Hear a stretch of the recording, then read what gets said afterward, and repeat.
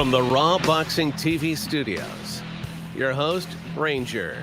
Information may cause headaches to hates or bias casual fans. Well, I'm talking to you the way I want to talk to you. The host that gives you facts with very little feelings. From the city of the greatest of all time, Muhammad Ali, the man who floats like a butterfly and stings like a bee.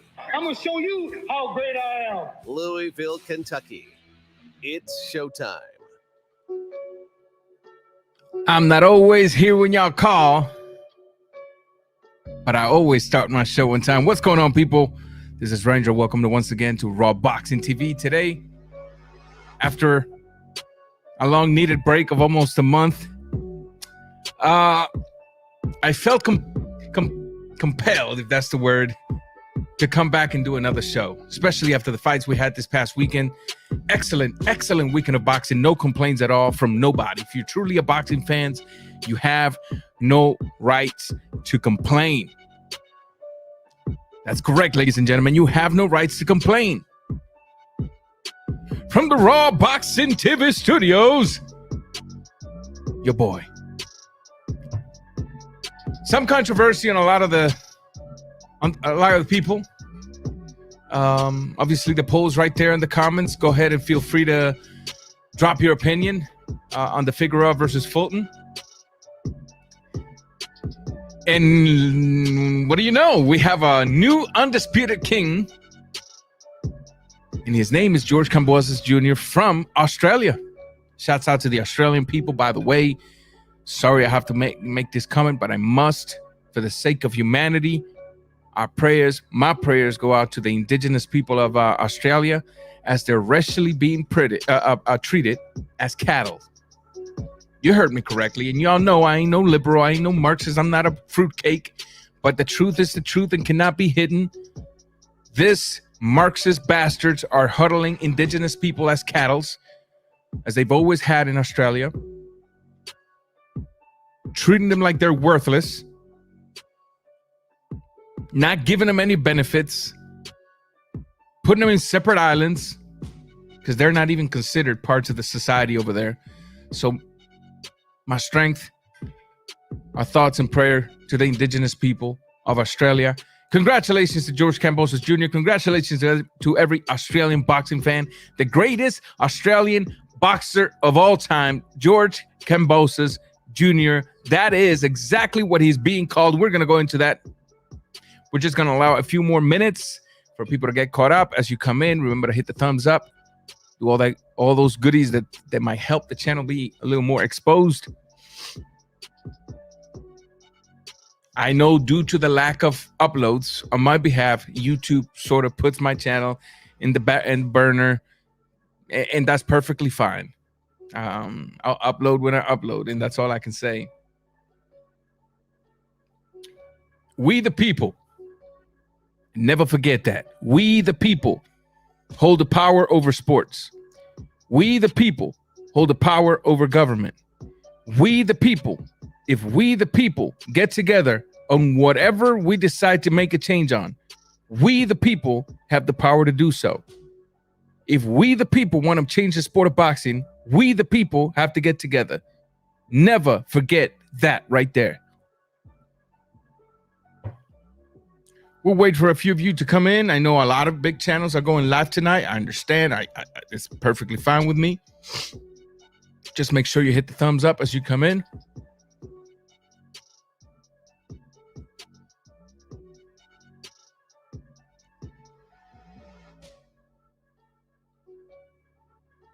We'll be starting in a few minutes.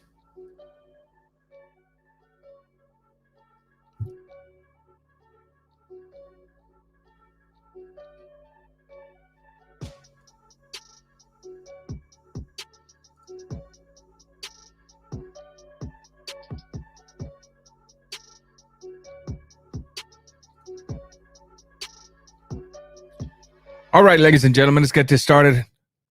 This past weekend of boxing was an excellent weekend of boxing. Obviously, I've been taking my time to come back and upload a video. I don't know if it's because of age. I just turned 36 on the 13th of November. Me personally, I'm valuing a lot more things now than I used to. Uploading video, although it's still a hobby that I want to do, that I want to continue to do, is still a hobby that should not occupy an important part of my day. And I hope you guys understand that as you grow up, as you mature. I hope that you guys understand that me having such a busy life, having 4 kids, being a husband, my time is very limited. Not only is my time very limited, but when I do have some free time, I have to think about myself as well. And if I don't feel like uploading, I'm not going to force myself in front of this camera to give you a drained content. Come up with lies out of thin air just to provide a video. Just know that every time you get any type of content from me, I'm doing it from the bottom of my heart. I'm being honest. I'm being raw without any concern as to what anybody thinks about what I just said, including my friends here on YouTube, including my friends at a personal level. Understand that the reason I named this channel Raw Boxing TV is because everything I will say is going to be in the raw fashion in which I am thinking of it. Whether my YouTube homies agree with it or not, whether my haters agree with it or not, raw will be raw, whether you like it or not. And obviously, I didn't do any upload for the Canelo fight. I did do a before the fight live stream. I kind of knew what was going to happen. In fact, we all knew what was going to happen. And in regards to the fight with Sean Porter and Sean Porter and Terrence Crawford, although it had the potential to be a good fight, and it was, time does not forgive anybody. Time does not forgive anybody, and so far, Sean Porter has come short on every big showdown that he's had. That's without taking credit away from Crawford. But at the end of the day, I have to tell you how I see it. Shouts out to the people in the comment. Philly Drew, thank you for being here. The GOAT, thank you for being here as well. Puerto Rican Rome, what's up, my brother? Ray, thank you for being here, brother. And Chicano Prophet, everybody go make sure and subscribe to Chicano Prophet. I'm going to go ahead and start with Teofimo Lopez versus Kambosos Jr. because I'm going to allow more time for people to come in, and as they come in, they'll see the poll on the comments, and they'll participate. But this fight has been keeping us in the waiting list for a very, very long time. We've been waiting for Teofimo Lopez to defend his titles for a very, very long time. This was his mandatory. This wasn't nothing like a challenger coming in. No. This is his mandatory. And I've said it in the past that, in my opinion, the word mandatory in the sport of boxing, if we want to add any sort of respect to the sport of boxing, any type of validity to the rules in place, then the word mandatory must be respected as just that. The mandatory. Yes, I know sometimes as boxing fans, we're like, just get that mandatory out the way. Pay him off. I want to see him versus him. Or sometimes mandatories just get pushed out the way and people don't even care. They don't even get paid. Right? But I'm one of the ones that thinks the mandatory should be literal in the sport of boxing. If I'm your mandatory, guess what? I should be your next fight. Even if there's an earthquake, I do not care. And last night, that's exactly what happened. The mandatory went up against the undisputed fighter in that division. And this fight kept us waiting for a very long time. And in the build-up for this fight, there was a lot of hate from both sides, whether it was real, whether it was a technique to just sell the fight. Who knows? Only thing I can say is that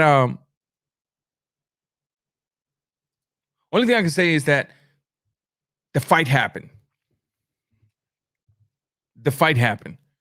And no, before we make any excuses for Kambosos or any excuses for Teofimo Lopez, we're going to have to talk about this in detail. We're going to have to go in and explain exactly what happened in this fight, because this fight was an excellent fight. In fact, I'll go ahead and say this up front, so people don't even get any ideas. If you saw this fight as a draw, I highly disagree with you. If you saw this fight as anything other than a beating from Kambosos, I highly disagree with you. In fact, those of you that are saying that Teofimo Lopez won 5 rounds, I looked at the fight again. Even me being generous, I have a hard time finding a 5th round somewhere to give towards Mr. Lopez Jr. I truly tried to find that 5th round that these people are looking at.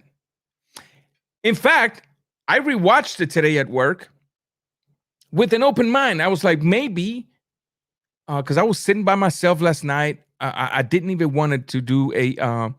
I didn't even wanted to do a live stream for the fight. I was texting G Funky and D Style, and they know how I feel. I was texting Punch. In fact,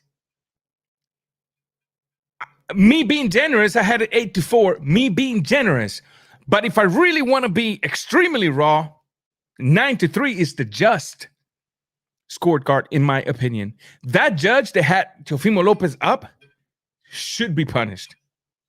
That judge should have new glasses, new prescription glasses, and if he doesn't wear glasses, then he must be forced to go to an eye doctor and get his eyes examined.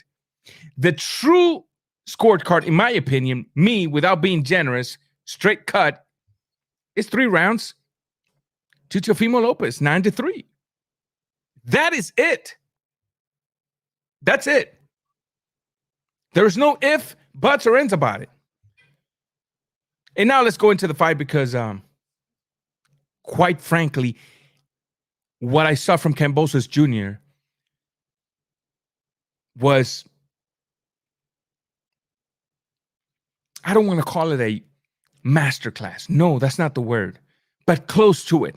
I saw a very determined fighter, and we'll go into the breakdown of the fight of what Kambosos Jr. did, because I have mentioned this to you guys plenty of time in the past. You always hear me stress about the distance. In fact, you can go back through all my live streams and you're going to see me in a lot of my live streams, talk or go into the subject of the mid-range fighting and controlling the distances to where you barely make your opponents miss, but they're in distance enough for you to make them pay. And last night, ladies and gentlemen, that is exactly what happened. I personally think that last night we saw 2 things come to light. The one thing that came to light right now, last night, and I hate to say this, but it's the truth, and this is not taking any credit away from Kambosos Jr., because Kambosos Jr. did everything that needed to be done, stylistically speaking. And I want to make sure I say that, because by saying this, I eliminate the excuse of the weight cut issue. Stylistically speaking, against a fighter like Teofimo Lopez, Kambosos technically and stylistically speaking, did everything that was needed to defeat a guy like Teofimo Lopez. And what is going on, my man? How you? But I'm brother, just driving at the moment. Oh, man, don't get in a wreck for me. I got Bluetooth. It's all good. Oh, there you go. Well, what I was going to say was, actually, you're cutting off. You're cutting off, and that's because the phone. I spoke with the people over at StreamYard, because I was going through the same thing, and they told me that the phone internet itself is not strong enough to carry the StreamYard. So it's nothing to do with your internet or your phone. So if you're driving and you're cutting off as you are now, it's because of that. Hello? Usually it just takes a moment. Can you hear me? Yeah, you're still cutting off.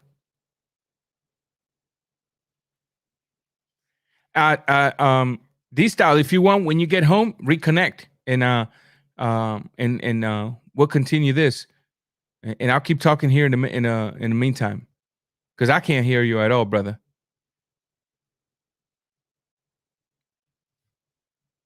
We'll give it a few minutes here while D-Style.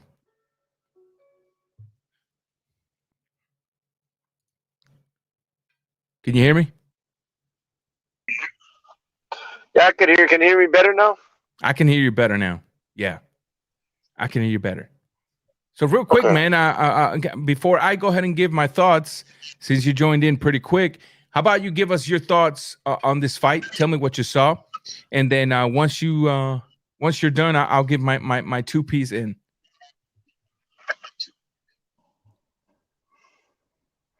Look, I'm going to try and put this as simple as possible. I saw Kambosos outbox Teofimo Lopez is what I saw. That's what I saw. And rounds 1 through 4, I kept thinking to myself, I was rationalizing it. I was like, well, maybe he'll make an adjustment or something, right? And it just, it wasn't, the adjustment wasn't showing up. And maybe, you know, I'm used to seeing a guy like Canelo, you know, make that adjustment if needed or whatever, but it just didn't come. And I remember I texted, I said, you know what? He's having a bad night. Definitely an off night. Kambosos is outboxing him. But all great fighters find a way to win. Like this is it. He needs to show us, like, this is where he needs to show if he's a special fighter or not. And he couldn't quite do it, you know? I just want to say this really quick. I got to run a little bit, but. Mm-hmm. You cut off there. I can't hear you anymore.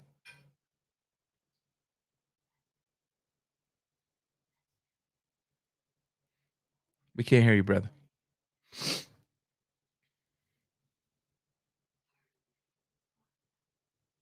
Well, D-Style, if you're hearing this, I'm going to go ahead and put my piece in. If you call in later on, I'll still be here. If you call back again, I'm respectfully not going to take you in, just because I know that the phone signal is not strong enough for StreamYard, believe it or not. That came straight out of their mouth. And so just for the sake of the show, I'm going to continue it. But as I was saying, if you truly wanted to see this fight for what it was,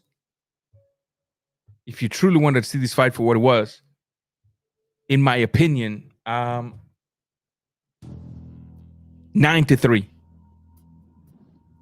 And I know some of you are like, oh my gosh, Ranger, but that's an exaggeration. 9 rounds to 3 in favor of Kambosos Jr.? You mean to tell me that Teofimo Lopez didn't even have a 4th round in there? I said, if you want to be generous, you could give him a 4th round. I saw the fight again, and I said, maybe I can be extra generous. Maybe there is a 5th round somewhere that I've missed. But even the rounds that were quote unquote swing rounds, every time Lopez did something, Kambosos had an answer for him. At times during every single rounds, Kambosos was first to the punch. At times during those quote unquote or close to being swing rounds, Kambosos, not only was he first to the punch, but he was able to time Teofimo and just exchange shots with him. Shots with him. Kambosos Jr. last night came in to manage the distance. He managed the distance enough that people were asking for Mr. Teofimo Lopez jab, but the jab was never there, because the jab, if you're going to be pumping the jab, you also want to have the sense that you're going to have the distance to at least land it almost all the time, just to see if you can open some type of door and go through it. But last night that wasn't there. And Kambosos patiently waited. He patiently waited. You never saw him, or you almost never saw him initiating attacks with a lot of combos, because he was patiently waiting. And every time Teofimo moved, he danced with him. He danced with Teofimo. Teofimo would take half step forward. Teofimo would take half step forward, and Kambosos would take half step backwards. And in that regards, you have to know that whatever distance Teofimo Lopez tried to gain with that half step, Kambosos eliminated it by moving in synchronization with him. And every time Teofimo will feint the jab, the times that he did try to shoot it, most of the time he would try to feint it, you will see that he was short. The distance was not enough. And even though he was just trying to test distance, the minute he did this and retrieved, Kambosos came back with one of his own. So even those rounds that were kind of closed, that some people saw as swing rounds, they weren't really swing rounds at all if you pay attention. You had a guy punch to punch. Anytime Lopez did something, he also did something. And so it was hard for me to look at those rounds as, oh, well, it's a swing round. Let me give it to Lopez. No, it's a swing round. I'm giving it to the guy who I'm seeing has an answer for everything. I'm giving it to the guy that's still making his opponent miss. I'm giving it to the guy that in his back foot is outboxing his opponent. Simple. Simple. Drew, what's up, my brother? How you doing? What's up, man? How you doing, Ranger? Hey, man, back at it again. You know me. I disappeared for a few weeks and then I'm back. You take yourself out of the scene, out of the drama, and get back into it after a while. When they pull me back out, they pull me back in. That's it. That's just it. That is just it, man. Thoughts on this fight? I clearly had Kambosos up 9-3 in this fight. I really thought Kambosos came in with a terrific game plan. I've been said this since the Lomachenko fight. Lomachenko exposed a couple weaknesses of Teofimo. He can't fight backing up, and he has no inside game. He still hasn't improved on either one of those weaknesses, in my opinion. Kambosos, he always followed that jab up with something, and that was the key. Every time he jabbed, he followed it with another jab or maybe with a right hook or something, and it was very effective. So I really thought Teofimo was off, way off, but I think he did also. His corner didn't really help too much with the fight either, with his case, because all they did was just course at him the whole time. That didn't really help. Yeah, I'm gonna go into that in a little bit. So that corner tonight we exposing a few things here. Yeah, no mercy tonight. We're raw, no mercy, and I keep the same energy on every fighter, whether I like them or not. Tonight we have to be 100% honest in this situation, because this is a division that's been infected for the past year, really, with a bunch of he said, and what this and this, that, and I'm the best and you're the best and I'm undisputed and I'm not undisputed. And so tonight we have to be extremely raw, extremely honest. So I agree with you in the sense of the corner. We'll touch on that. Yo, I want to get your thought on this. Do you think this is the start of a domino effect, because these 4 guys that this 135 division centers around, that they all talk crap about each other and everything. They all talk that they're the best and everything. One of them was exposed the rest of the way and fallen.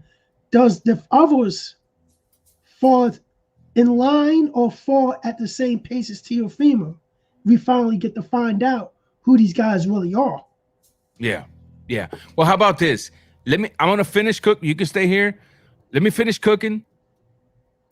I'll give you my thoughts. I'll give the audience my thoughts, and then we'll continue to elaborate, because as I was saying, and I don't know if you agree with this or not, even the swing rounds that people are claiming they were swing rounds, and therefore they found it to give it to Teofimo Lopez. I don't know why. Even those swing rounds, I felt better giving it to Kambosos, even though I was rooting for Lopez, because Kambosos, in my opinion, every time Lopez did something, he had an answer for him. Kambosos managed the distance. Kambosos made Lopez, he was at the right distance to make Lopez miss, to then make him pay for his mistakes. But not only that, to add a little bit to what you were saying in regards of him not having no inside game and not being able to fight backwards, I truly believe last night, even if he knew how to fight backwards, he wouldn't have been able to do anything, because he was the one moving forward.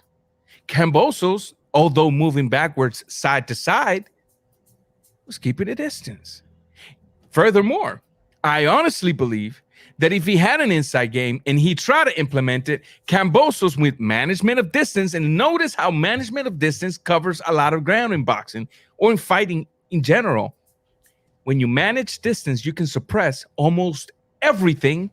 When you keep it perfect, I guess, or a good distance management throughout the entire fight, you can suppress a lot of the attacks that your opponents have. You know, somebody was excellent at managing distance, Floyd Mayweather Jr. Here's the thing. I only thought there was like one string round in this fight. I really think the rounds that Kambosos won, he clearly won. There was only like one string round, in my opinion, and I gave that to Kambosos too. I just thought the rounds that Kambosos won, he won at a good pace. I think that it's just the way that he best boxed. He's boxed a beautiful fight, but when he was caught in round 10, he got knocked down. You would thought people, some fighters usually go away from what they were doing and they just get knocked out at the end. This guy went back to his game plan and won the last 2 rounds, and that's Correct. Keeping your composure at the biggest time of your life. And this was the biggest time of his life. Correct. And I'll tell you this, the corner of Teofimo Lopez last night wasn't $1 million corner. The corner of Teofimo Lopez last night was, let me go talk to my uncle because my coach didn't show up, and I'm just throwing a guy in there. A guy in there that lied to me through the entire fight, telling me, hey, I like that right there. That serves no purpose. A guy that lied to me in that corner to tell me, remain calm, push the option, man. You know, you're beating them to the punch, man. Lies. A guy that lied to me in that corner to tell me, hey, man, keep doing what you're doing. You're putting it in the bag. A guy to look at me in the corner and have zero advice as to how to change what's going on between me and my opponent. A guy last night that got shocked by the first round, not talking about Lopez Jr., talking about Senior here, and didn't know how to make his fighter react. I'm gonna be honest. If you look at it, you go to those rap concerts and you got the rappers on the stage and everything. You got that guy right next to him with a mic, hyping him up. He was like a hype man that night. That's it. That's it. That's it. I mean, I truly believe Teofimo Lopez comes in swinging for the fences, right? A lot of people are saying, oh, he gave it all out in the first round. No. He didn't give it all out in the first round. I know that's a very good thing to say. It kind of psychologically puts a cushion to try to explain why Teofimo looks so bad, but allow me to be the one with the needle to go and burst the bubble. In collaboration with the weight cut, which in my opinion did have some sort of effect in Lopez. Of course. In collaboration with the weight cut, in collaboration with the fact that Kambosos managed distance enough to make him miss, and when you throw punches and you miss, you get tired. In collaborations to the fact that he had an opponent in front of him ready for him in all sense of the word. The knockdown. Remember when I said, I'm going to paint this picture just so y'all can get the idea. Remember when I mentioned that in order to have Canelo in trouble, you would need a fighter with enough sting to get his respect? Yeah. Same thing happened last night. You had a Teofimo Lopez, and I'm not saying Teofimo Lopez was scared at all, but that right hand was landing still even after the first round. And now you had a fighter that at times was hesitant throughout the rounds. At times he was hesitant because you can tell he would try to implement an attack, and as soon as he saw Kambosos getting ready and anchored to shoot that right hand, he would stop and open a distance, open a gap between him and Kambosos. And with that being said, he will rob himself of an attack, but also rob Kambosos of landing that right hand. And so although he wasn't scared of Kambosos, he was very conscious and cautious about that right hand. And when you have a fighter in front of you that gets your respect, that gets you to stop and think before he acts, you got him. Now all of a sudden you're not the dominant fighter. Now all of a sudden you can't implement everything you're used to doing. Now all of a sudden you got a fighter in front of you that somewhat is managing the way you're dancing to the music. Last night, again, in collaborations with the weight cut, in collaboration, I'm not going to say with the ring rust, because if we want to talk about ring rust, both fighters have been out the ring for quite some time now. So we cannot put that as an excuse for either or fighter. But I say that in collaboration with the weight cut, in collaboration with the hell of a game plan Kambosos had, in collaboration with the cloudy mind and the lack of game plan that the corner of Lopez had, the knockdown made Lopez gain too much respect for Kambosos Jr., allowing Kambosos Jr., in collaboration with his game plan, in collaboration with his quick reaction to the counterpunch, allowing him to be more free to do whatever he wants. And honestly speaking, you saw a fighter that, like he explained it, hey man, I just had to find a way to make the crowd get excited. And I believe him. I believe him, because there's no way you're going to be dominating this fight and then all of a sudden you come out of the corner and you're giving in yourself, right?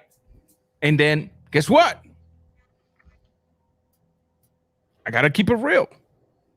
Maybe we could have the argument that the reason Kambosos won last night is because Lopez allowed him to survive. When Lopez dropped his kid, instead of Lopez going for the kill with straight 1-2s, he just walked with him, and continued to walk with him, and would throw maybe a right hand from time to time, and allowed Kambosos to regain his composure, allowed Kambosos to regain his rhythm. And guess what? Next round came out, and who won? Kambosos. Round after that, who won? Kambosos. And so when Lopez had the opportunity to get rid of his opponent, he allowed him to survive. Oh, Ranger, you don't get it. He was tired. I don't care if he was tired. So was Kambosos. You know why? Because the first thing that goes away when you get dropped sometimes is the wind. It's all the energy. It's the balance. You just drop. And you had a Kambosos that got up, still wobbly, hands down, trying to gain his balance. And you had a Lopez in front of him that was somewhat trying to corral him to land a good right hand and get him out of there. But you had a Kambosos that was allowed to survive. Therefore, he won the fight. You can also make that argument. So Lopez last night showed me that maybe, just maybe, he needs to really not so much depend on his power. And I'll say this, I know a lot of you guys are against what I'm about to say, but I do not care, because the health of the fighter goes beyond even the relationship between the fighter and the corner. I don't give a damn if the corner is the father. I don't give a damn if the father started him in the sport. The health of that fighter is more valuable than all of that put together. Maybe with what that corner showed me last night, maybe the corner is good for when you're winning. But the corner isn't that good when it comes time to dig deep and find solutions. And maybe you may not want to get rid of the corner, because I'll never ask anybody to fire their dad, but maybe you'll sit down with your dad and say, we need to add something else to the corner. How's that? Hey, Dad, we need to add something else to the corner. If your father loves you enough, if the love he feels for you is stronger than his pride, if the love he feels for you and the concern he has for you is stronger than anything in the game, maybe your father, I'm going to mute you for a minute because you got a lot of background noise, chat. Maybe he'll say, you know what, son? I agree. Let's get together. Let's find out who could work better with us. And let's make it happen. Again, I'm not asking Lopez to fight his father. It's not what I'm saying. And if you disagree with what I have to say, the link is right there. I don't want to hear, just go back on the comments. You'll see the link somewhere. And you'll also see in the comments the poll. Make sure to vote whether you thought that Figueroa got robbed or not. Make sure to vote before we go into that fight. And I'll finish the poll. I'll close the poll when we start talking about this fight. But maybe that conversation needs to happen between those two individuals. In the building, mi hermano from Puerto Rico, Eche, LD. What's up, my brother? How you doing? How we doing, Ranger? ¿Cómo estamos, bro? Yo, it's the first time I hear an introduction in Spanish, bro. Vaya, gracias. nada. What's up, bro? Talk to me. Good. Oh man, it's hard to dissect. No, it's not hard to dissect, but I think there's like three sections of what happened here with last night. There's three main factors. Is what we can see what we saw happen in the ring, what should have happened in the ring by Tio, and what Team Senior Lopez and Corner did in that fight. I mean, I watched the fight 3 times today to try to get as much as I could. As far as what we saw in the ring in itself, Teofimo lost this fight round 1, and you just said it, round 1, 11-12. That's where he lost his fight at. He lost to me. I scored it 114. I think it was 114-112, 7-5. But that's what he did at that first round. He was winning that round. He got lazy at that very end. He got lazy. It wasn't the crazy attack. It was that he got lazy, put that little touch jab out there, and bam. Because he wasn't coming in when he got hit. He was just walking in with that touching jab, putting it out up there, and with the head up straight in the air. Bam. So, but still, what he did in that round, I think he needed to compose himself, take it easy. That shit talk that I'm sorry Senior did in the first round, it was boggling. Because he said the right thing. Yo, calm down, but then get him out of there. I mean, like, which one of the two is it? So I think at that point that was bad shit right there. Teofimo, I don't think was after that point really listening to anything. He was just going for just gunning for that 1 pound, 1 shot knockout. Correct. I agree. The seventh, the corner really went. I don't know what the fuck they were doing from 7th on. From 7th on, I'm sorry. That corner was horrendous. You had the poor old man who could barely get up on the ring. There was no proper icing. There was no. I mean, it was just cut management. No cut. There was just everything. And then the instructions were like, what the? I mean, I'm sorry. I think as the saying goes. Hey, I like that right there. I like that. That ain't gonna do nothing. There's a saying that pressure creates diamonds or it's burst pipes, and I think they were starting to freak out. I guess I don't know what the hell you want to call it, but it was poor. It was bad, and that's that. I mean, well, it's Okay, look, before anything, I mean, I'm going on because I was just tagging on to what you guys were talking about. Yeah. Let me first say, congratulations, my hat's off Exactly. to George Kambosos Jr. I'm sorry I tagged out because you were guys just already talking about it, but first and foremost, hey, we mad props to this man. He was on a mission. He came in at his best, and he beat whatever version we saw of Teal, but he beat that version yesterday, and that was that. Next. That was that. You know what I mean? So there's nothing else that can be said. The man won the fight. I don't want to hear nobody say anything. I mean, I that yesterday when I was watching it, because I was watching on a watch party. I was then on the chat, and it was hard to like score the fight. And I'm like, man, I think maybe a draw. No, it was, to me, he won. He won convincingly by 2 rounds. Convincingly by 2 rounds. And maybe other people may have a swing out here or there, but I thought convincingly by 2 rounds. Okay. And I had so a little more. Like I said, I had a little more. I watched it last night. Last night I had it being generous, 8-4. Today I wanted to be extra generous. I searched for a 5th round. I couldn't find it. And then I said, no, I'm going to judge this fight. 0 emotions, just raw, just as a judge, as no partiality. And I only gave the man 3 rounds because, as I said, even in the quote unquote swing rounds, I had to give it to Kambosos because he had an answer to everything Lopez was doing. And not only did he have an answer, he was making Lopez miss, and he was causing the hesitation from Lopez on a lot of those aggressive move. Lopez threw a lot of shots that also missed, landed on the arms. I'll never count that as an effective pressure. Regardless of how we see the score, the right man won. Correct. Let me just put. Regardless, the right man won, and that's that to it. Let me, and I'm not ignoring the comments, people. I just don't want to lose my train of thought, so I apologize. I do want to send a shout out to Tony Boswell, my man, always supporting the channel. To Andres Garcia from Portugal, my friend out there, man. Thank you for being here. Obrigado.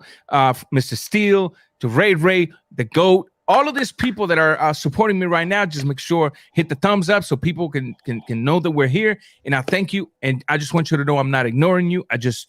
I easily lose my train of thought sometimes, and I'm trying to prevent that from happening. Also, Tycho TV, welcome.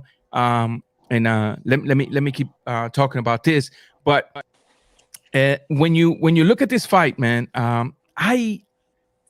even though that the right man won, I just felt compelled to make that argument because I did heard a few a few draw comments that I was like, oh, no. We're not going to do that.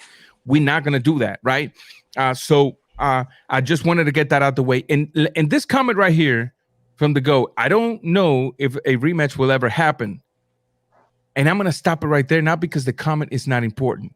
That section, that word rematch, today we're keeping the same energy.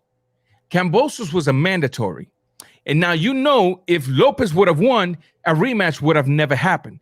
In the same way that Lopez never gave Lomachenko a rematch because had Lomachenko won, he would have never given a rematch. Now we have to keep the same energy. I don't think the rematch should happen. If Kambosos agrees to it, which I think he did, he said, hey, he put it out there. He's the one who put it out there. Yeah, let's meet together, take your time, recover, and let's go out to Australia and let's do it again. But if Kambosos decides not to acknowledge that, hey, I'm cool with it. No, it's absolutely. I'm cool with it. And absolutely. Can't nobody accuse Kambosos of ducking Lopez or nothing. And guys, I'm not taking a dump on Lopez. The problem is right now I'm being extremely honest to the fact, and although that Lopez is still my boy because I'm not gonna kick him to the curb. No, man, that's my favorite fighter, regardless. Exactly. Lopez is still one of my favorite fighters. The truth cannot be overshadowed by the way I feel towards the fighters.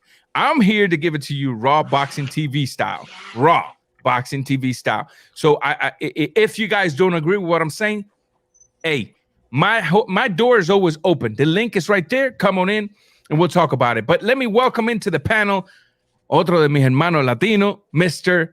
Davi Erasmo. What is going on, my brother? How you doing? Thank you for being here. Hey, how you doing, Ranger? Hey, man, just enjoying the quote unquote my fourth comeback of the year.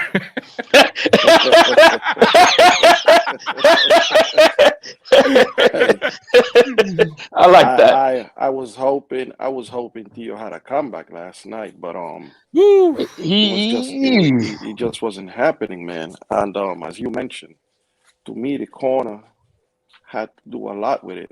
You know, he was just telling him, "Hey, you're winning this round. What's going on? Are you gonna let him escape? Go knock him out." Go F him up. Yeah, go knock him out. I mean, come on. Go F him up. The guy was doing one simple thing, as you said, Ranger. Teofimo stepped forward, he stepped back, moved to the left, or moved to the right. That was it. There was no double jab with Teo. And another thing, the guard that Teo had, if you notice it, I don't know what his name, but that kind when you have like that left hand, kind of like the Philly shell, That's relax. a shoulder roll type of shit. Exactly. That right hand that was under his chin is to block that left hook that Kambosos was throwing, and he never adjusted to that. Never. He was just catching it all night. He had to block that and stiff jab right there. He didn't know what he was doing. And what I noticed with the Loma fight, which I think it was in the 10th, 8th, 9th, 10th round, exposed a little bit. Teo can deal with movement. And he can't deal with, like people pushing him. No. You know what I mean? And I'm gonna say this. I like the kid.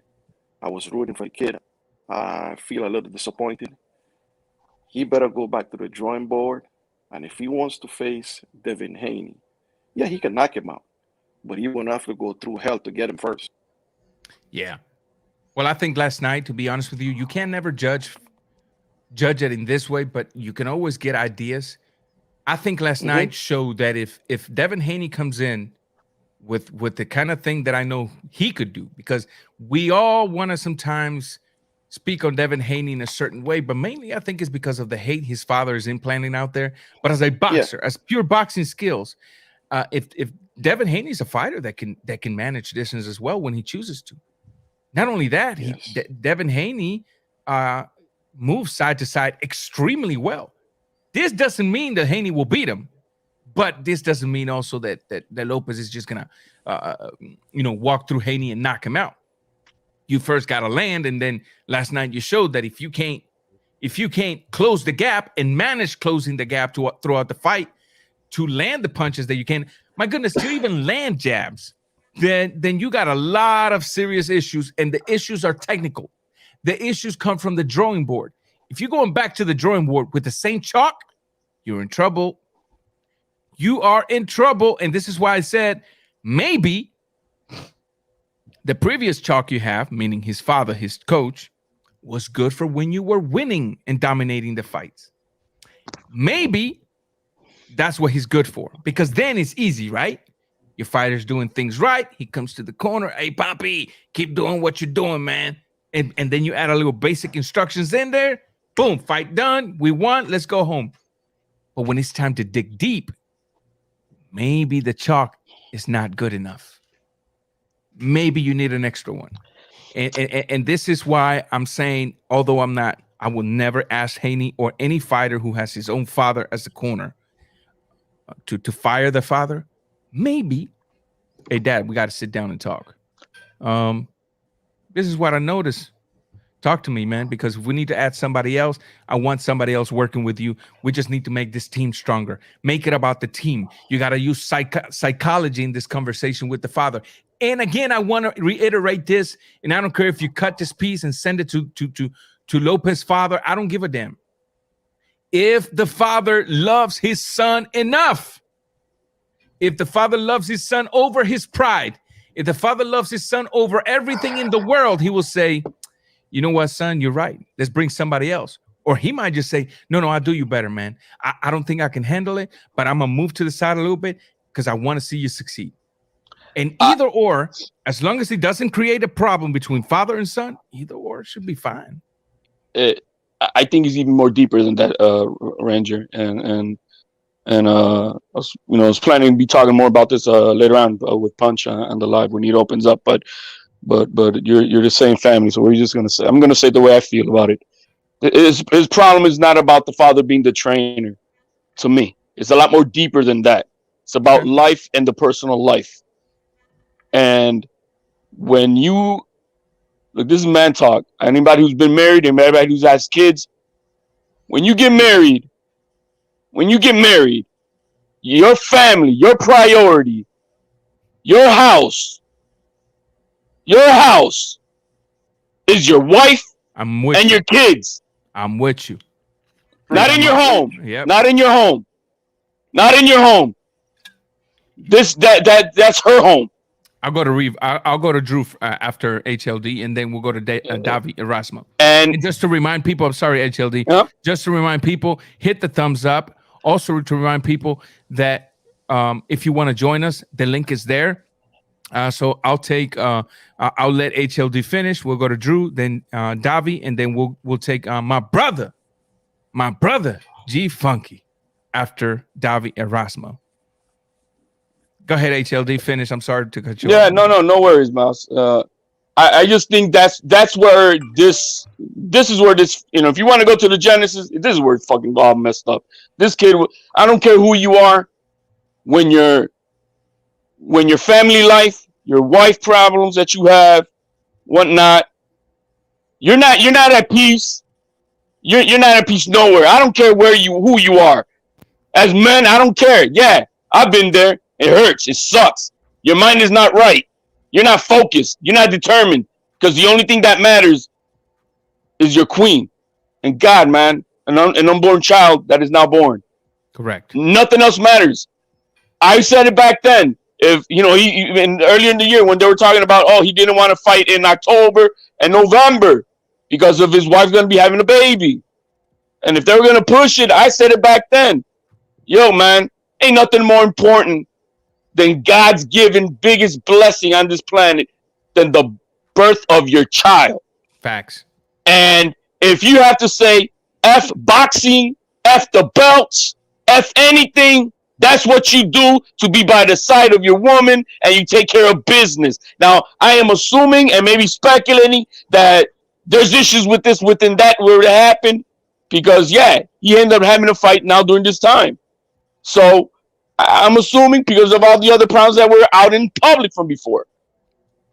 And if all these things are happening and you got La Familia up in your house with your lady's house and all that stuff, I'm sorry, man. Look, man, you have a covenant with God if you got married through church and your covenant is with God to behold your family above anything and everyone else. Your mommy and poppy, that's all extended family, and they're not first than your wife. They're not first than your kids, than your sister, than your brother, than anybody else. And so I hope the young man has somebody to bark at him the truth that he needs to hear and to take care of man stuff. And my man is going to be okay in the future, but he needs to take care of business in his personal life. Correct. I kind of said that a little bit, and then I'll go to Drew in a minute. I kind of said that a little bit. If the father values all of those things, and truly loves the son, he's just not gonna create an issue. He's gonna be all right with. He gonna be all right. That's what I'm trying to say. So that's just that. Mr. Drew Evo, talk to me, brother. What else did you wanted to add to this? End of the day, something has to be done. They have to have a sit down on what not on their next move is, but how they're going to improve from this. Because I tell you the truth, if this is the best you have with your father as your main trainer and everything, it's not going to get any better. You're going to attempt to move to 140 because you want to fight Josh Taylor. And I'll be honest with you, I think Josh Taylor stops him. I think Regis Prograis beats him. I think the best chance he has to beat a top fighter at 140 is Jose Ramirez. But I don't think that he's going to have a lot more problems. It's not going to get better. It's going to get worse from here, unless he gets a better voice in that corner to teach him some stuff to really. Because the kid got talent. Don't get me wrong. The kid got plenty of talent. That's what I was gonna say. But the problem is when you have a hype man in your corner, and your father is probably doing he's probably doing at the end of the day trying to do his best for you and everything. But at the same time, it's just turned into a freaking circus and a freaking joke. And it's a shame too, because like he cost himself a lot of money last night. If you look at it, like he cost himself a potential undisputed belt with Devin Haney. Like the only good thing about it got him out of a rematch. People talking about a rematch with Lomachenko, because there's no point in having a rematch with Lomachenko unless he has a belt, or he's determined just to prove that he really can beat the guy again and everything. Because this Teofimo and a 100% Lomachenko stops him in 8 rounds. And I thought Lomachenko with one arm almost beat him and everything. So I don't want to come across as now Lopez was never good. No, that's not the case here. Yeah, I'm saying because Lopez, there's no denying that he did what he did the right way, right? Yeah. Including, you might say, well, how come he did what he did to Lomachenko? You know why? As I said in the past, because the same thing that Kambosos did in that first round and made Teo respect him because of that sting, I think Lomachenko felt the sting of that right hand too many times to maybe I need to think before I come into this guy. And guess what? You notice that against Lomachenko, when Lomachenko was inactive, Teo was working. Teo was working freely. He was free to do whatever he wanted to do. And guess what? Kudos to him. He got his opponent to freeze, to be hesitant. And the result of that, we all know, he became the man of the division. And last night it was done to him. But what frustrates me the most, again, in collaboration, because I don't want to take the credit away from Kambosos, my goodness. And I'll go to Davi after this. Senior, once again, I know you love your son. That's not in question here. But Senior, I advise that you go back to the fight. And maybe you don't want to look at the fight because it's painful. And I will also understand that. But I suggest that you listen to yourself in that corner. But not only, Senior, may I extend a message to the cut man that last night he acted like a 99-cent store piece of gauze. Because every time he touched that cut, the blood never stopped coming. And the blood, and although that the cut was a pretty good cut, he didn't even manage to stop the bleeding for an entire 30 seconds or even a minute. Every time he touched that cut, the cut was just flowing with blood. Every time Teofimo Lopez came out of that corner, the amounts of Vaseline around that cut was very minimal. The amounts of compression he did on that cut to soak up as much of the blood was very minimal. And I'm just in awe of the work of this corner. Davi Erasmo, my brother, thoughts on this? I agree with you. I agree with what Drew said. And I agree with what you just said about the cut man, because I was going to mention that. I mean, the cut man, it looks like he had a razor in his hands. Because serious, the guy, when he sat down, and the blood is gushing every time he touched it. And he got up, and his blood is just gushing still. And I'm like, what's going on? Where's the compression?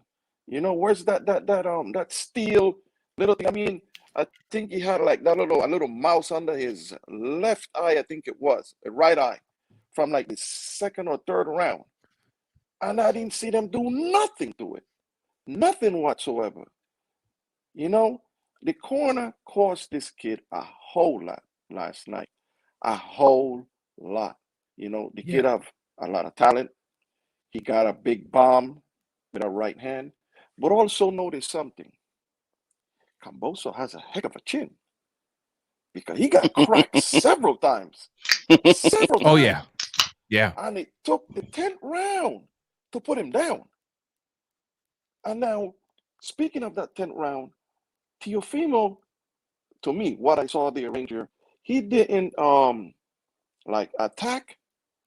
He went on attack, yes, but he went slowly because of that right hand that was landing.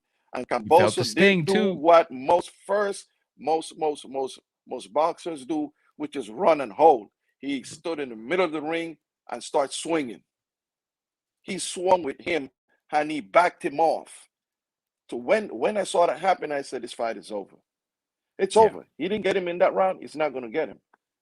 He's not going to get him. I mean, he needs to take that entire, I mean, his father's the first one who has to look himself in the mirror and say, son, I cannot manage. I brought you here from first to third. Now you need to go home with somebody else who knows this. Let's sit down and let's find someone that is not going to change your style that much, because you can't do that also. This is too late to change it. You know, they need to find someone who can take what he has and sharpen it, makes him better, and then bring him into the ring. It may take maybe 6-7 months for that to happen, but take your time, bring him, give him a tune-up fight or two, let him get used to that trainer, and then go for the big boys. Because right now, as Drew said, you go with any one of those big boys in 140, he's going to get it. With that corner, with that mentality, he's going to get it. Correct. Let me address this comment and then I'll go to G Funky. Raw Boxing TV. Will you still consider Teofimo's dad a rookie when it comes to coaching? Do you think it is possible he has peaked as a coach and needs to help so he can learn from a new coach? I'll tell you this. I'm not going to call him a rookie because one would be disrespectful. Two, it would be a lie in my behalf for me to tell you that this man is a rookie. But I will tell you this. Maybe there is an aspect of him when it comes to digging deep, especially with the fighter he knows the most, which is his own son. Maybe the levels of emotion clogged his understanding, because let's not leave that aside. You see your son in there getting pummeled. You're desperate, right? And you might know so much about boxing, but in that moment, it just doesn't come out because the emotions, the tension, the worriness, the suffering, it just blocks your understanding. Maybe in regards to his son and only his son, maybe he needs to just take a second place and bringing in another guy with cold blood, no emotional attachment to his son at that level, except from a coach to a fighter, and see what happens. But also, let's remember this.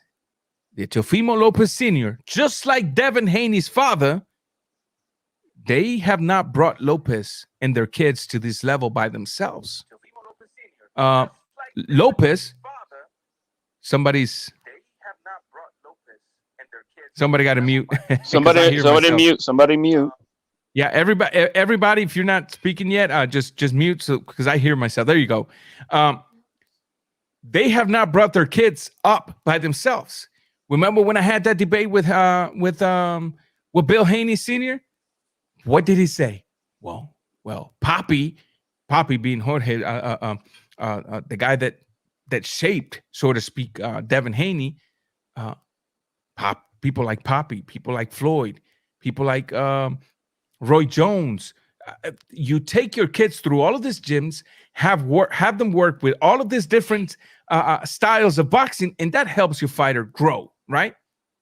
Lopez has done the same thing. They go down to Miami, they train with Jorge, they put him in there with the Cuban fighters, they spar Rigondo, but I really got worried. This is what worries me when Rigondo, at the age in which he's at, and not fighting like he used to.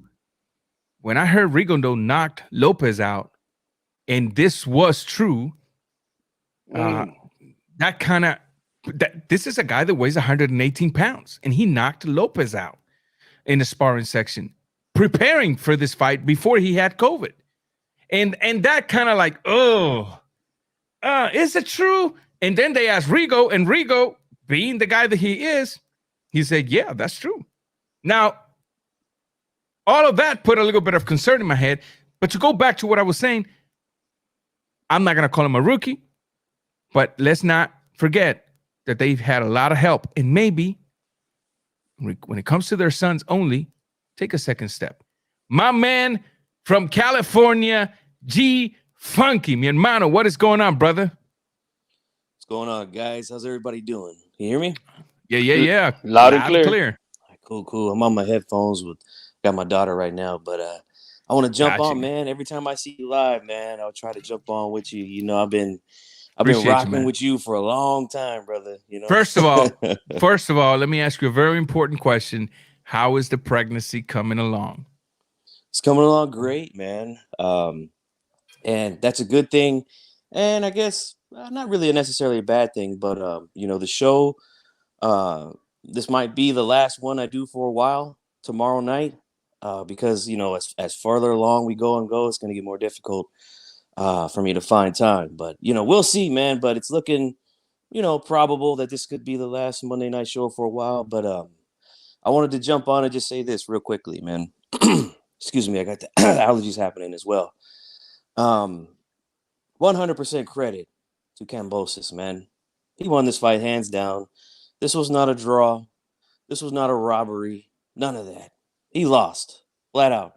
The better man won. And one thing I'm going to say before I leave, if these guys want to move forward, that is Teofimo and his dad, as a father-son trainer, they have to accept this defeat. You are not going to move forward and improve on anything until you accept the fact that you got beat by the better man. Oh, thank you for bringing that up. And move on. That's really important, man. I mean, if you ain't going to learn from the loss, man, it's just going to do you in. Like, look at what happened with Deontay Wilder. He didn't want to accept the fact that Fury beat him, and he paid the ultimate price. He's got to just say, you know what? Look, chalk it up like a man. He beat me.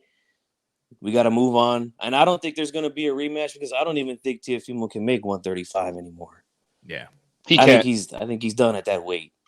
But either way, he would have to wait anyway because Kambosos is looking to fight the other champions in the division. So you're gonna have to take a back seat. You know, I heard you say earlier, keep the same energy with Lomachenko, the same. You know, there was no rematch clause there, so Loma got to wait. No rematch clause here, so Teofimo got to wait straight up. You know, Facts. But he's done anyway at the weight, so. Yeah, I don't see it. I don't see him fighting again at 135. If they do fight again, if Kambosos moves up to 140, it would happen there or anywhere else. But I don't think it will happen at 135. But that's really all I wanted to say, man. And again, always loved listening to you, brother. Like I said, I've been subscribed to you a long time, man. And I'm gonna do a lot more talking tomorrow night, obviously on the show. But you know, I wanted to come on and chop it up with you guys for a little bit, man. But I'll be listening, and I'll see you guys later, man. Thank you for having me on, brother. Hey, man, thank you for being here. Good, best of luck with the pregnancy. I hope the baby's born with a lot of health and that helps you grow, not only as a man but as a father, man. And shouts out to the wife. They need a lot of strength during these times. Absolutely, you know what I mean? man. And that's why I'm saying, you know what? As good as the show's rolling right now and as much momentum we got, you know, it's gotta be put on the back end for right now. Priorities. Yep. Priority. What we were just talking about. Absolutely, man. God bless, man. But I love you guys. Hey, man. And thank you for stopping by, G Funky. Best of luck. We'll stay in touch. You got your number. I got my. I got you. You got my number. I got your number. So we'll stay in touch. And best of luck to HCP and the wifey and the kid and everybody else. To go back and look, if you're listening, if you're one of the haters that's listening in the dark, I hope you're getting the picture here. That we're not gonna go frame by frame to see what might have looked suspicious to start a new conspiracy. You know, because if I was one of y'all. If Raw Boxing TV and his followers was like that piece of trash community that I'm not going to mention, I could have easily say, oops, glove gate. Right? Look at this picture right here. Right? But I knew it. I knew it, Ranger. I knew it. That's what it was. I saw there was something off. I damn it, I saw it. Now there it is. There it is. Yo, I saw Eddie Hearn next to the water over there, man. I saw Eddie Hearn next to T over there with the water, bro. I don't know. Oh, this is beautiful. I'm telling you guys, this is beautiful. Just to remind you, if you have not cast your vote on the poll in regards to the Figueroa fight, make sure to do so. I'm getting ready to close the poll here in the next few minutes so we can switch over to the Figueroa. And then if we still feel like, we'll come back to this subject because this is a very interesting subject to be talking about. In regards to Kambosos Jr., because now we have to give this man even more credit than he deserves. We have talked about Teofimo Lopez and the weight cut. We have talked about the time off. We have talked about all of those things. But now let's talk about the things that could have prevented this man from winning last night. And that is, or actually, I'm going to flip that. My bad. The things that could have psychologically kept him strong last night. When you have a man that loses a grandfather who was extremely close to him, and he says, you know what? I wish I could be in his funeral, but I got to stay focused. I'm training. When you have a man that whose kid is born, and this man is like, you know what? Yeah, my kid's born. I'm going to do what I got to do, but I got to stay focused. You think last night coming to MSG, being on Teofimo's backyard, having the crowd against him with just a few Australians in the crowd, you think that was going to affect him in any way, shape, or form? Absolutely not. This man, we all thought, and I got to be real with you, because I'm not going to paint myself a Mr. Know-it-all.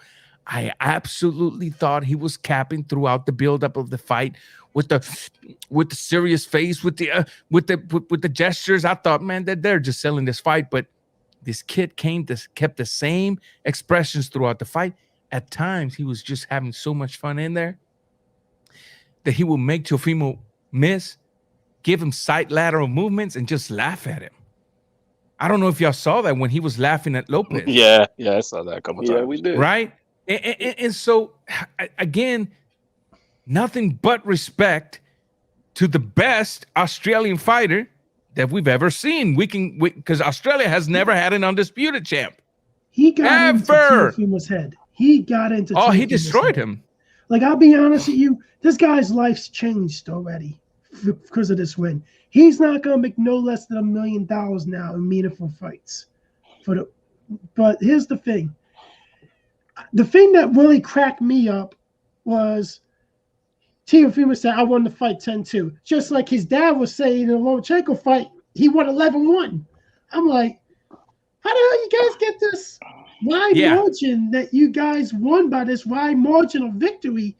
Well, in this fight, you literally got your behind handed to you. Correct. And the other fight was closer than he thought it was. Correct. Now let me correct myself with this comment and correct a bunch of people, because although I think he should get out of the 135 division, this is also true. I've used Bernard Hopkins as an example in the past. How Bernard always never allowed himself to walk more than 10 pounds past his fight weight, right?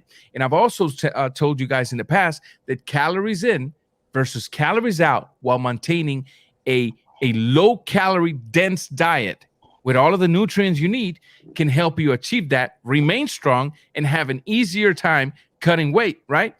This comment right here sort of suggests that. So even though I still think 135 bye-bye, just move on. This comment right here is also true. And so this goes out to all of the people. If you're watching, if you're an up-and-coming fighter, if you're an amateur fighter, 10 pounds is the magic number. If you're a 122, don't allow yourself to really not even walk at around, don't allow yourself to walk at 135. 130 or 132 should be your max walk around weight. And if it takes dedication, calories in versus calories out. If one day you have your little cheat meals because you also need balance for psychological health, make sure that you compensate whatever is coming in with your cardio and your output. Calories in versus calories out. And now I'm going to close this poll, and unless anybody else has anything to add before we move on to the next fight we're going to talk about, which is Figueroa versus Fulton. Anybody else? Davi, NTLD? I just think that just so I'm piggybacking on what you were saying with the it's as important to know how to rehydrate. Correct. And it's as bad and it's as dangerous. And I saw my man. I'm just looking at his back. Just go and watch his back. His back looked bloated. Yeah. It was bloated. And it did not look anything of what we were seeing before. He was not the same young man. They had cut out the nutritionalist. They did a lot of things, doing it all on their own, I think. And there was like I said, the everything at home has to change. I think the genesis of this has to change outside of the ring. It's personal. I don't like to have to talk too much about it, but it's there. That's the genesis. He just, you know what? Teo's 24 years old. It's time to man up. It's time to man up and be the man and tell everybody what's up. Yeah, that's it. I think it was G Funky, the one that brought that up. I'm sorry. He made himself look like a sore loser with that post fight. Absolutely. Last night. I have no other way of putting it. Kambosos showed, look, man, he earned a lot of my respect.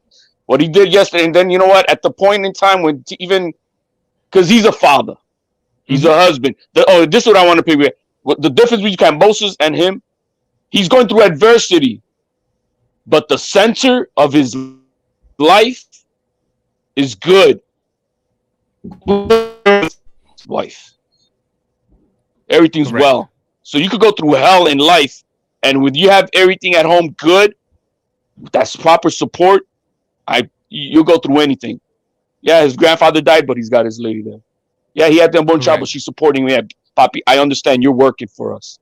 So I think there's a lot of differences into why Kambosos really was ready for this overall adversities. Correct. No, I agree. Oh, damn. I lost it. That's just what happens when you're a rookie like me. I lost the poll, but I know it was in favor of robbery, 62%. So let's go ahead and talk about Fulton versus El Señor Figueroa. Hey, Ranger, I'm sorry for interrupting real quick. If you don't mind, I'm gonna bounce on this one. I did not watch the fight, so I don't have nothing to add. I gotta watch it sometime tonight, but I'll be in the chat hearing you guys tell me about it.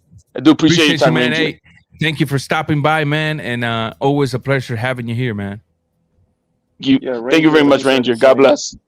Same to you, my brother. Allow me, Ranger, to I didn't watch the fight. Also, I have it taped somewhere around there. I'm gonna watch it later on. So I'm gonna just excuse myself. Thank you for having me. Anytime, man. And personally, my score with that Teofimo fight was 115-111. That's how I saw it.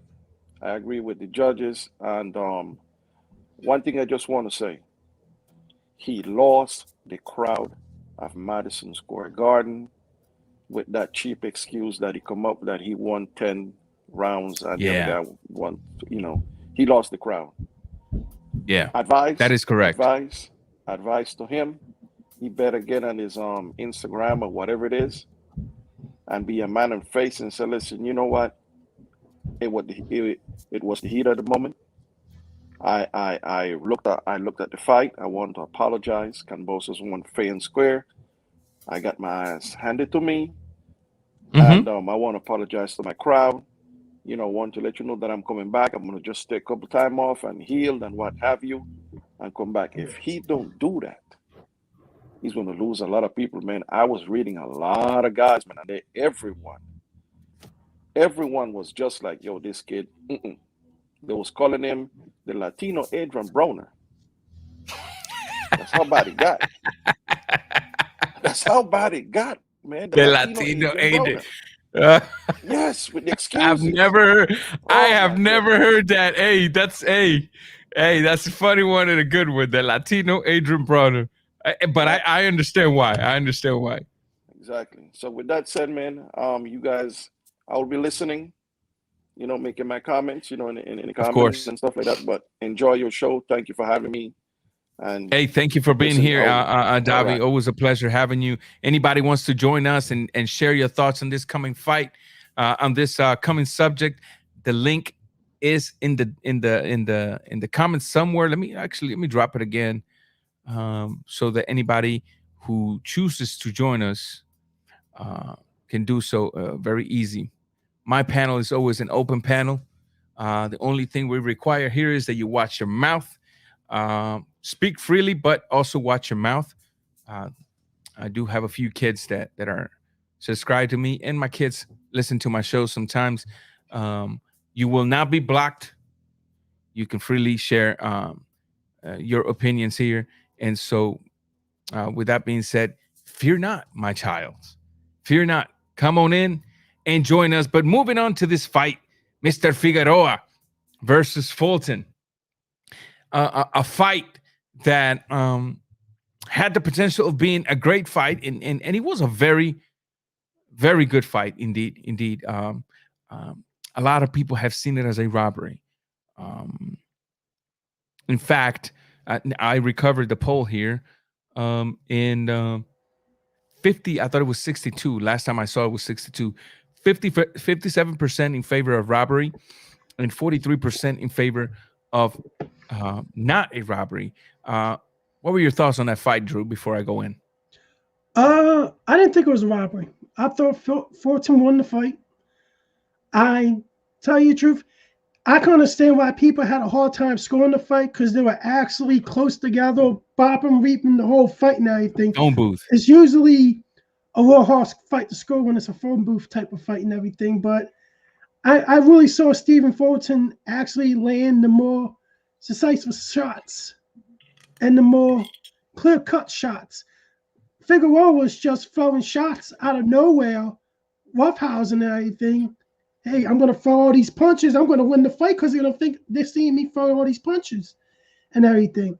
Thinks because he was the busier fighter, he won the fight. Didn't win the fight. Like, you didn't win the fight because you were the busier fighter. In my opinion, the guy that threw the more effective punches won the fight. Here's what I got to say about that fight, guys. This is something I've been struggling for since 2008 when I started doing boxing videos in my old channel. When I opened this channel, it's the same issues with the same points of view, with the same way of looking at boxing. Just because you throw 6,438 punches per fight doesn't mean you're going to win a fight. In this fight, Figueroa was a very tough opponent. In fact, he made Fulton not look as clean as he did in his last fight. And he landed a lot of good shots, especially to the body of Fulton. And it's true, I also understand that people, for some awkward reason, do not value body shots in the same way they value headshots, but nevertheless, they both count as a punch, and they should be judged as just as so. But somehow, effective pressure has to come into the conversation. And when we break down effective pressure as stated in the rules of judging professional boxing, not amateur boxing. Amateur boxing is going to focus on how clean you land that punch, and it has to land with the front part of your gloves. In the books of professional boxing judges, the phrase effective pressure is highlighted. And the reason it's highlighted because pressure does not equal effective pressure. Let me repeat this again because I want everybody to understand what I'm saying here. Pressure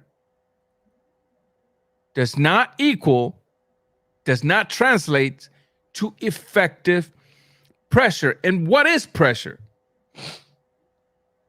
I feel crazy trying to break this down to you guys because I feel it's like 2 + 2 = 4. But I'm going to do it anyway. Pressure is when you're constantly in your face, in your opponent's face. You're working, you're throwing punches, you're tirelessly in front of him, nonstop. You're throwing a lot of punches. You're making your opponent work for his money. And what is effective pressure? Effective pressure is, according to the rules of judging, if I remember them correctly, effective pressure is when you're also in your opponent's grill, going relentlessly to work, being effective with your punches, not only to the body, but to your head, but also through your pressure, neutralizing your opponent's work rate. And that's not what we saw last night from this fight. Last night we saw a phone booth fight that, although Figueroa was doing a hell of a job at making this fight somewhat interesting, of keeping the excitement alive, I truly believe that the decision was correct. Why? Because there wasn't effective pressure the entire time. In fact, it was only like 3 or 4 rounds that I can truly say there was truly effective pressure going on. Yeah. He went to the body clean. He suppressed Fulton from doing what he was doing. At time, he would use that shoulder to move Fulton to create a bit of gap for him to put that uppercut to the body, to the solar plex. He actually, you can argue that he hurt Fulton pretty good a few times. You can argue that those rounds had effective pressure, but the rest didn't. The rest of the punches were landing at the belt, at the elbows, at the biceps. And I've told you in the past, punches to the biceps are only good if you're breaking your opponents, but judges are not going to count that as effective pressure. Well, Ranger, that's part of the body. I know, and I wish they would count it. But unfortunately, your arms is looked as a shield. The judges look as your arm as a way to you protecting yourself. And when your punch lands in your opponent's arms, they're seeing that as your opponent's blocking your shots, not as you landing a bicep shot. They see it as your opponent's blocking your shots. And that's simple. And I think that, in my opinion, like I said, guys, I dropped the link and I'll drop it again. Anybody has anything to say? And Drew, before I go to you, we're going to allow Chat to speak because he just now joined us. If any of you have anything or any different point of view when it comes to this fight, you're free to come in, share your thoughts on this. Because I'm sure I wasn't the only one looking at the fight. Oh, Chat dropped. And I'm sure that you might have a difference of opinion. Go ahead, Drew. Well, if we look at it like this, the only time Figueroa actually has success in this fight when he had him against the ropes. Correct. Chad, what is going on, my friend? How you doing? Thank you for being here. What up, Ranger? How you doing, man? All day, brother. We're here. We're blessed. We're alive. What up? What up, Shoe Shine? Good to see you, man. Yeah, no, gosh. Yeah, as far as Figueroa, yeah, I thought he was attacking a lot. He got hit a ton, though. A ton with some clean shots. My thing is like, yeah, the fight was really close, and you could have given it to either fighter, honestly. I wouldn't call it a robbery, except for one of the scorecards was pretty wide. I think it was pretty back and forth the entire night. But in all honesty, if we're being honest with ourselves, like, it is literally Omar Figueroa 2.0. I made a comment in the comment section about, like, Joel Diaz. I remember whenever he was training Timothy Bradley, he would put like a broomstick with a glove on it, and he would just be like trying to, kind of get them to use their head movement with that. Literally, that is Brandon Figueroa's arms. Like, outside of like, I think he's got great body shots, like great body punching, fantastic. Like, he can dig to the body, but man, his arms are so weird that, like, he can't. I don't know if he can't throw a regular hook or what the deal is. It's just a really odd thing, man. So they're very limited. I wish that they had a little more man, a little more versatility in their attack, because they take a lot of punishment just to get into the inside. And I mean, they've got fantastic chins, but man, dude, it just last night, Fulton had some good spots where he was actually outboxing, which tells me that Figueroa has already reached his ceiling, really, with what he can do.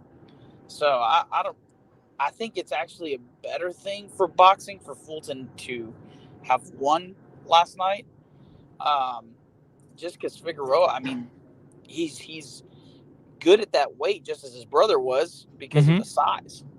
So I just don't see where else Figueroa could have gone if he even won last night. Maybe unified, but that's it.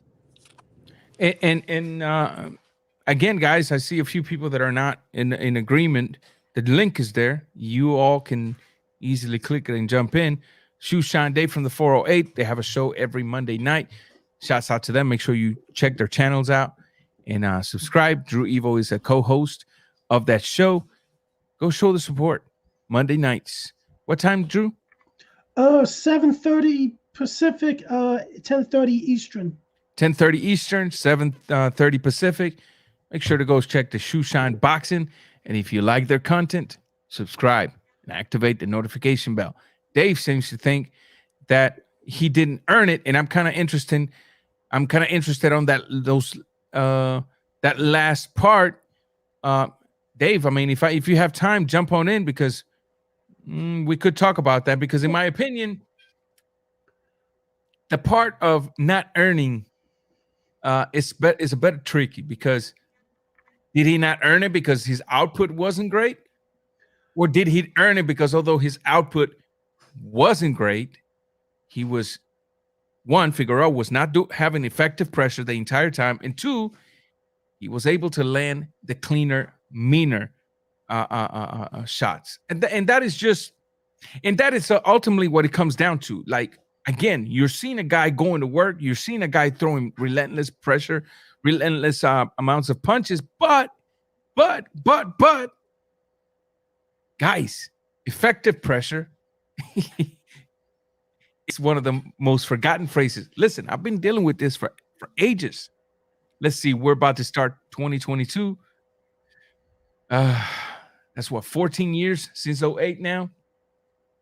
For 14 years, I've been dealing with this subject, because I've judged many fights where the slick fighter, the guy that picked the clean shots, won, and I've had to argue with people. Yo, well, but this guy put the pressure. Okay, great, but you just said it, pressure, but you missed the other word, effective. Effective pressure will not be judged by the judges in the same way as just pressure. Do you know the pressure could be by me just I could go into that ring and actually not throw a single punch, but I can manage to keep my head in your chest throughout the entire fight, press you against the rope, and that is constant pressure. I'm in your face. You're not moving me. I'm moving where you're moving. I'm next to you. You can't even create a gap between you and I. I ain't throwing no punches, but I'm putting that pressure on you, bruh. That doesn't mean I'm winning.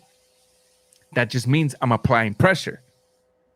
But effective pressure is an entire different conversation. I really thought Figueroa could have had a better fight not having a phone booth fight with him. I think because of Figueroa's size and everything, I think boxing more on the outside could have done wonders for him. And not because I think he could have put more pressure on Fulton using his height, using his reach on him and everything, instead of boxing in a phone booth. Like, I don't understand that at all. If you're a big guy, you're the bigger fighter and everything, why are you fighting a phone booth fight and you're actually not, and your reach is out of question now? Yeah. Your advantage is gone.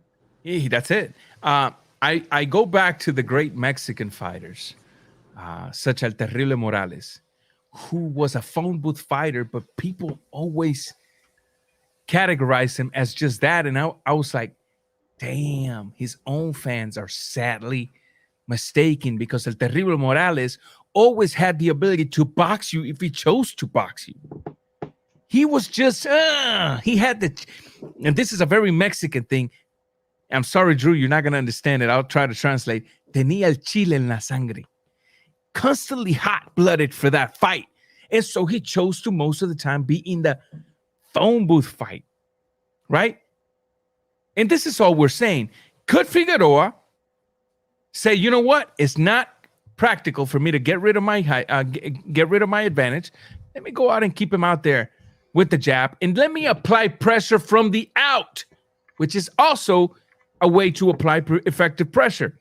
But he didn't, and he doesn't. Who do I blame? The corner. Who do I blame? The people that have brought him up, the people that thought because he throws a lot of punches and he's tough, that this was going to get him extremely far. But sometimes you got to dig deep now, right? And it's good to have a tool. It's better to have and not need than to need and not have. Can we at least agree to that? Yo, Angel, do me a favor. Can you put this last comment up right here, man? Which one? From Victor Ramirez? Yeah. Let me see. I gave Tio rounds 2, 3, 4, 8, 9, and 10. That's 1, 2, 3, 4, 5, 6. I disagree, man, and that's fine. And with all respect, disagree. And Ramirez, after we're done with the Fulton, if you want to talk about it, the link is in the description. You can always come in and just share your point of view. You know, I don't even have to rebuttal it. I've already said what I have to say. I'm not gonna. But I feel that if that's the way you feel, once we're done talking about the Figueroa, which I should expect it to be a very short subject, because again, I don't agree with the comments of robbery, even though the poll had a 57% in favor. Was Figueroa robbed versus Fulton? 57% said that yes, 43% said no. I'm amongst the 43%. Yeah, like so. Again, I'll drop the link here in case anybody with a difference of opinion wants to join. Chat, your thoughts and anything else that you want to add when it comes to that.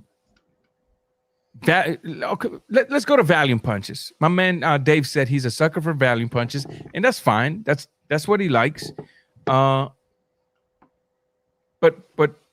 in this fight in particular, what do you think? I mean, is Valium enough to win this fight? Man, I don't think so. I don't think it's enough to win a fight. I in some cases, yes. But man, it wasn't a robbery. I'll say it wasn't a robbery. Close fight, yes. But again, man, Figueroa took so many punches coming in. He did hurt Fulton.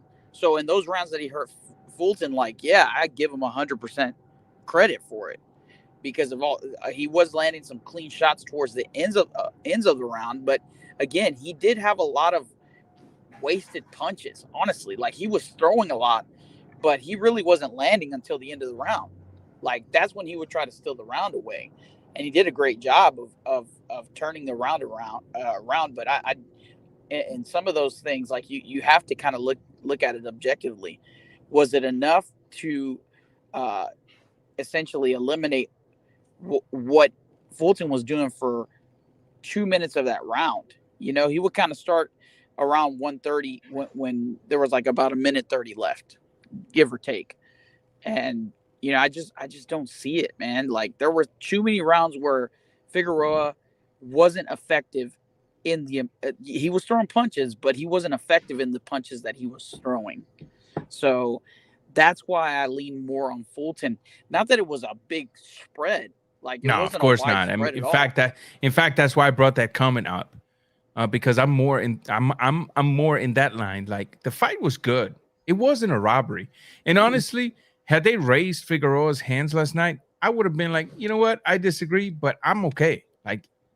That's fine. Let's move on. You know what I mean? Yeah. I'm more in the lines of this comment from Psycho Boxing Fan. So. Yeah. For Figueroa to react the way he did, you know, I lost a little bit of respect for him too. Even Tio too. Man, that was super disrespectful. But you know, the fact that he was saying that he won so many more rounds than was actually given. Oh my goodness. Man, it just I don't think he was aware, number one, of the fight that he was truly in. You know, I think he just felt like, man, I've been so used to winning these fights with my aggression that I figure that's another win in the books. But it wasn't effective. Fulton would have spots where he would step back and catch him clean, you know, and so you gotta acknowledge that. So I mean, it's just, man, it's really down to preference. But at the end of the day, like, we got a good fight. We got a good couple of fights last night, and you know, just being grateful for good boxing, man. We want more of that and less of the showcases, man. Like, I'm happy that Al Haymon put that fight together. Now, I know it's not like his top tier fighters, you know. They have more of a ceiling, a lower ceiling than, you know, a lot of these 147 pounders that, you know, he's had for a while. But yeah, I'm super happy about what we got last night. Really good fights. Kambosos was supposed to be a blowout. At 13-1, man. I would love to see in the comments. A lot of people lost money last night, bro. Yeah, I would love to see in the comments who actually put money a lot on of people Kambosos. lost Like, money last night. bro, they are rocking it right now. Let me just address this comment. Like, yeah, let me address this comment real quick. Figueroa doesn't suck at all. At all. Figueroa is just a different fighter whose style of fighting is only going to be effective and successful in the majority of the fights, but maybe not on the big nights. Maybe not against certain styles. But to say that Figueroa sucks will be not only an insult to the fighter, but an insult to boxing. But I get what you're trying to say. I just think that it's not the correct way of putting it. And again, I go back to this, and I always say, look, Terrible Morales, Marco Antonio Barrera was another one that could outbox you or can just destroy your head off your torso. And I go back to my favorite Mexican fighter of all times, and no, it's not Chavez, and no es Salvador Sanchez either. The greatest Mexican fighter of all time, the greatest technician that Mexico has produced, the man that never got the credit he deserved, the man that I advise every Mexican prospect and anybody from anywhere in the world, if you're a human being and you're a boxer, watch this man fight. His name is Ricardo El Finito Lopez. The man that has never met a defeat as an amateur nor as a professional. Is he the greatest because he never lost? No. He's the greatest because he always controlled his fights. He's the greatest because it didn't matter what kind of opponent he had in front of him, he knew how to dance in his favor. He's the greatest because at an old age, he was able to recognize after being dropped, and although he won that fight convincingly, he said, you know what? A fighter like him should not be able to touch me. That means I've lost a step. It's time for me to retire. And he retired with a great professional boxing record, and also undefeated. And he also never lost a fight as an amateur. Ricardo El Finito Lopez, unlike Figueroa, is a fighter that knows when to fight and when to box. And I advise every fighter, especially a Figueroa with such lengthy arms, go back to the drawing board with a different chalk. Somebody that's going to teach you to pump the relentless jab and keep people at the end of a jab. Somebody that's going to teach you the correct rotation to implement an outside 1-2. Yeah. Somebody that's going to teach you with basic amateur teachings how to apply pressure from the out. That's all he needs. And then you'll see how Figueroa, at this point in his career, can improve a little more. But to say that he sucks, I would, again, highly disagree. I wouldn't say he sucks. I just think he's reached the ceiling. I think he's reached the ceiling. With this people. Go ahead. Yeah. I just think he's reached the ceiling. But Ranger, I got to go here in a second. I Thank just you, wanted man. to drop this really quick before Drop I it. leave. Okay. Going to the Teo Kambosos fight, man, I think this fight should make us appreciate Canelo a lot more. Appreciate what he's done when it comes to like even myself. Like I feel like he's still strategized the way he picked up belts, but he didn't have a Kambosos pop up. You know what I'm saying? Like he didn't disrespect his opponents. He always brought his A game, and I think Teo talked a lot of trash about Canelo, and so I think that this really puts it into perspective for a lot of people. That man, appreciate what Canelo's done, respect what Canelo has done in the recent years. Having 4 fights in a year, like that's unheard of. You know, Definitely. And so just wanted to drop that there because I feel like right now we're taking a guy like Canelo who's been able to do it at the age of 31, right? I'm 30, and man, things are starting to hurt on me. So I'm 36, so guy's imagine that. putting people to sleep. You know what I'm saying? Like, Yeah. you got to respect it, bro. And I don't know, man. That's just what I wanted to drop real quick before I took off, man. Ranger, love the show as always. I'll tune into Shoeshine Boxing here this week. So, man, I sure appreciate you boys. I just got back from North Carolina, so I got to. Hey, man, you were close to me, man. You were so close to me. Really? Yeah, you were close to me, bro. Where are you at? I'm in Kentucky, but I mean, you were within driving distance. You know what I mean? Yeah, man. So there's potential moving out there for me, but just wanted to say thank you guys, and I appreciate you putting out a show. I'll be watching the rest of the show, but appreciate it, man. Always a pleasure to have you, man. Yeah, man. I'll hit you up next time. Appreciate you. Take care. Be safe. God bless. Be safe. Yeah, man. And just because I don't want to make this about Canelo, but I do understand what he's saying. Just for those that are like with the Boo Boo Andrade stuff, Canelo has fought more champions in 11 months than Boo Boo Andrade has fought in his entire career. Let that sink in for 1 second, and then we'll move on. But Drew, anything else to add when it comes to Figueroa versus Fulton? I don't understand how this dude will jump in on the celebration and then, say, oh, I won that. I won, man. I won. And he was like, yeah. Fulton said, yeah, it's a close fight, but I won the fight. You want to win it back? He's the one that said, let's win it back. And then he's going back and forth. Figueroa saying, oh, I want to move to 126. Oh, I want to fight him. Dude, make your mind up. You want to move to 126? You want to fight Fulton again? Like, seriously. Yeah. Like, he fought your fight. He beat you fighting your fight. Like, you only won 4 rounds, in my opinion, against him. Like, I truly think that when a fighter is, I don't want to say embarrassed, I'll say shocked, experiencing something they didn't expect, it creates all of this. When it comes to Teofimo, embarrassed and sore loser for those comments at the end of the fight, to say that he won 10 out of the 12 rounds was inexcusable. Thank you. Inexcusable. I was going to say crazy, but inexcusable sounds a lot better. Like, I'll be honest with you on that Teofimo thing, man. Like, he went from the takeover to the bend over. Oh, man.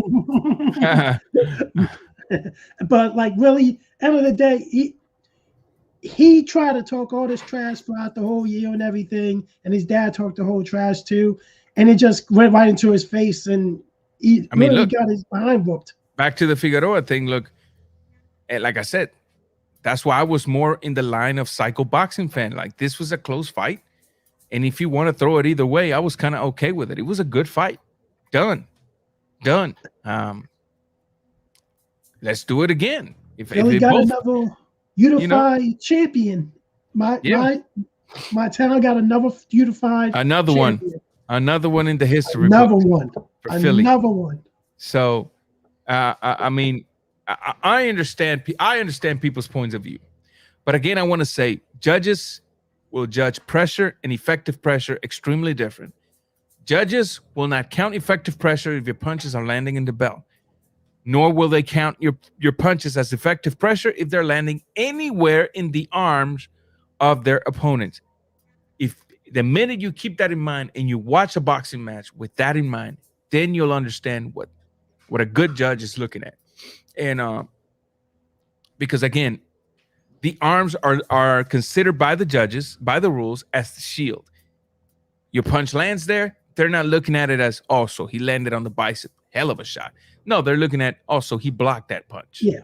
And so I think that's where some of the confusion comes in.